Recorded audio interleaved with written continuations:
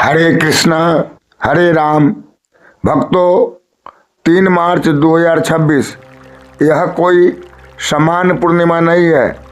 यह वह रात है जब आकाश में चंद्रमा ढकेगा और आपके जीवन का कर्म लेखा खुल जाएगा।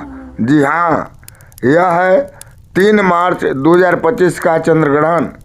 कई लोगों ने पूछा, हमें पहले से बता दीजिए ताकि हम तैयारी कर सके।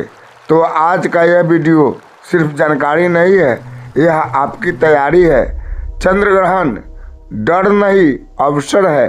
देखिए, अधिकांश लोग ग्रहण को अशुभ मानते हैं, लेकिन शास्त्रों में इसे असाधारण आध्यात्मिक अवसर बताया गया है। जब चंद्रमा पर पृथ्वी की छाया पड़ती है, तब मनुष्य के मन पर भी छाया हिलती है, और यही समय होता है जब आप अपने भाग को पुनर्लिख सकते हैं।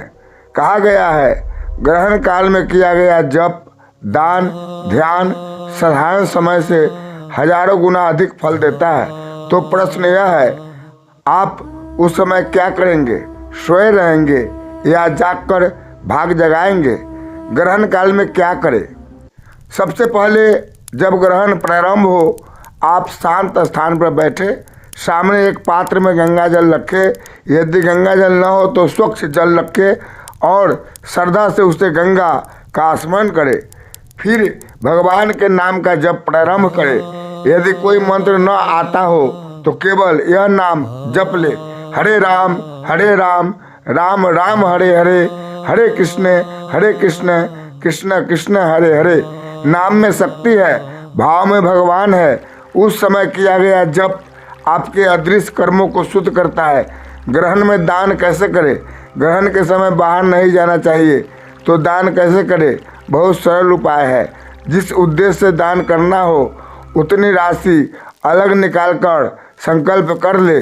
गौ सेवा करनी है, राशि अलग रखे। जरूरतमंद को वस्त्र देने हैं, राशि अलग रखे। पक्षियों को अन्न देना है, अन्न अलग स्पर्श कर रख ले। ग्रहण काल में किया गया यह संकल्प आध्यात्मिक खाते में जमा हो जाता है। क्या नहीं करना चाहिए? ग्रहण के दौरान भोजन नहीं करना चाहिए, नया कार्य शुरू नहीं करना चाहिए, बाल और वस्त्र नहीं धोने चाहिए, पौधे पत्ते तुलसी नहीं तोड़नी चाहिए, अनावश्यक बाहर नहीं जाना चाहिए, और सबसे महत्वपूर्ण, ग्रहण लगने के बाद सोना नहीं चाहिए। क्यों? क्योंकि यह जागरण का समय है। जो जागा वही पाया। बच्चों, वृद्धों और बीमारों के लिए यह नियम, छोटे बच्चों, वृद्धों और रोगियों को शास्त्र छूट देते हैं। उन्हें आवश्यकता अनुसार भोजन दिया जा सकता है, लेकिन ध्यान रहे, ग्रहण के प्रकाश में उन्हें बाहर न ले जाए।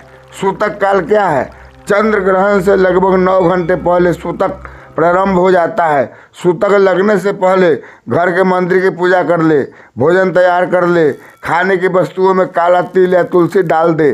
सूतक में नया कार्य शुरू न करे, विवाह, वाहन खरीद, शुभ आरंभ टाल दे। यह दिन विशेष सावधानी का है। पृथ्वी तर्पण का अद्भुत अवसर। भक्तों, यह भाग बहुत महत्वपूर्ण है।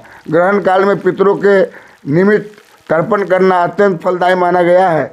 यदि संभव हो, 1 लोटे में जल ले, उसमें काला तिल डाले, दक्षिण दिशा की ओर मुख करके अपने पितरों का स्मरण करें। कहे, हे पृथ्वी देवता, हम यह पुण्य आपको अर्पित करते हैं। आप तृप्त हो, तृप्त हो, तृप्त हो 3 बार अवश्य बोले। ऐसा करने से पृथ्वी दोष शांत होता है और वंश में सुख शांति आती है। स्नान का नियम, ग्रहण शुरू होने से पहले स्नान करें और ग्रहण समाप्त होने के बाद पुनः स्नान करें। ग्रहण काल में पहले वस्त्र भी धो ले, यह शुद्धि का विधान है। आध्यात्मिक संदेश, अब एक बात गहराई से समझिए, ग्रहण केवल आकाश में नहीं लगता, कभी कभी मन पर भी ग्रहण लगता है। अहंकार का ग्रहण, क्रोध का ग्रहण, लोभ का ग्रहण। 3 मार्च 2026 की रात केवल चंद्रमा नहीं ढकेगा, आपको मौका मिलेगा अपने भीतर की छाया हटाने का। अंतिम सावधानी, 3 मार्च को कोई नया कार्य प्रारंभ न करे। पूर्णिमा के कारण शुभ लग सकता है, लेकिन ग्रहण के कारण सूतक प्रभावी रहेगा। सावधानी ही सुरक्षा है। तो भक्तों, यह चंद्र ग्रहण डरने का नहीं, जागने का समय है। जो उस रात जप करेगा, दान करेगा, पितरों का स्मरण करेगा, वह खाली नहीं जाएगा। यदि आपको यह जानकारी उपयोगी लगी हो तो इसे अपने परिवार, मित्रों, समूहों में अवश्य साझा करें, क्योंकि ज्ञान बांटने से बढ़ता है। मैं आपसे विदाई लेता हूँ। हरे कृष्णा, हरे राम, जय श्री राधे।